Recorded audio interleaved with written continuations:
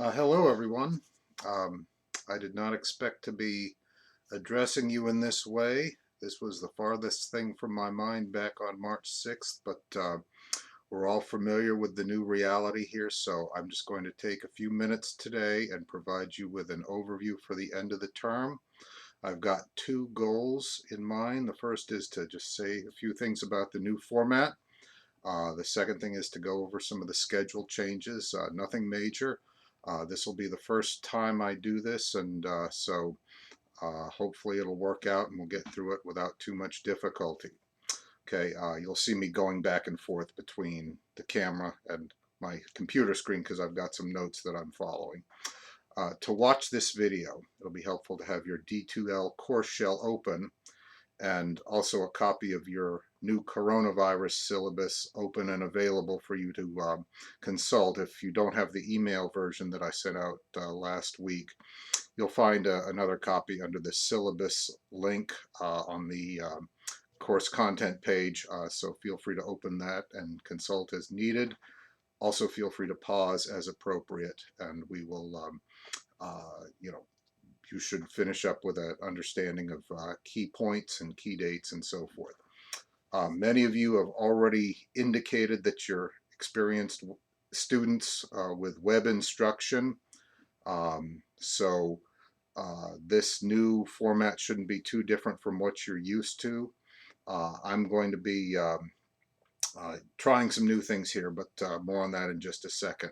Most of you know that with a web class, web-based instruction, you don't go according to a daily schedule. You go week to week, and that's how we'll do it here.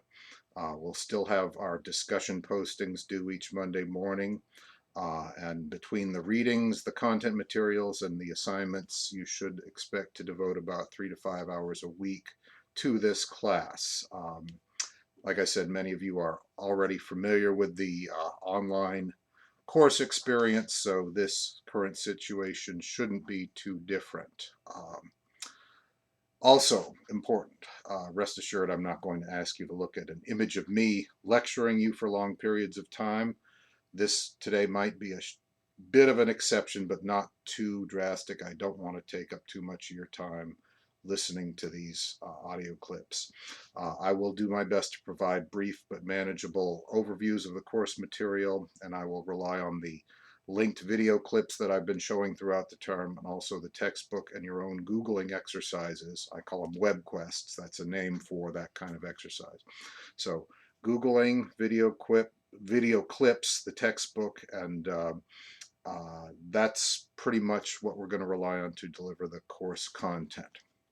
Okay, briefly, the schedule changes. I'm going to have, as I have had to this point, the assignments, readings, and the schedule explained on the course homepage. Basically, what I've done to accommodate these new circumstances, I pushed your schedule back a week and eliminated some of the end of the term readings. So please pause here if you need to pull up your syllabus. But for now, let me pull up the syllabus.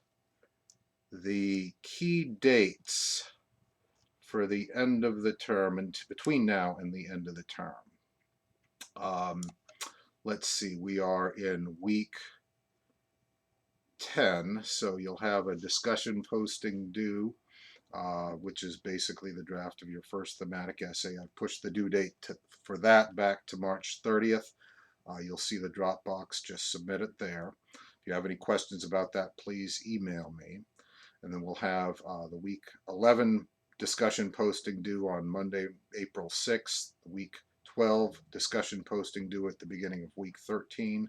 That is on April 13th. And then week 14, the week 13 discussion posting is due on April 20th. The second exam essay will be due on the 24th, really that weekend. That's a Friday, the 24th, so I'll accept it anytime over the weekend up through April 26th, which is a Sunday. Then your last thematic essay will be due on the last day of classes, quote unquote, the last day of the semester, which is April 29th. So that's the overview. We'll have a final exam, and I'll say more about that as the end of the term approaches. Okay, anything else? Basically, I'll provide you this weekly overview. Hopefully it won't be any more between 5 and 8 minutes. It might be a YouTube, it might be a PowerPoint, but I'm going to summarize each work's key ideas and highlights, and I'll cover the week's readings and the key figures, and I'll try to cover the key points about them. I might make reference to some of the materials embedded on the content page. Um, and I will provide you with a page full of course notes, which are the same as the notes that I put on the whiteboard at the beginning of every class, and then talk my way through. Obviously, things won't be professionally produced like some of those content materials. I'm new with this technology, but it's time for me to learn it, so that's the goal there. Um, I will provide you that overview and guide. I'll provide in some way I'll provide each week's notes, whether it's a Word document or some other means, and I'll also ask you to do your own Googling adventures to find out more about the individual figures. Like I said, I'm going to be experimenting with different content delivery technologies. So I'm going to start with filming videos. I'm going to try to post this to YouTube, and I'll just see how that goes. There's a few other available technologies that I might try and work with, and so I'm going to use this opportunity to try to diversify my own technological skills. This system won't be perfect, and I'm fully aware of that. I apologize for uh, whatever frustrations you might experience as we move through this format, but I think we all see the bigger picture here.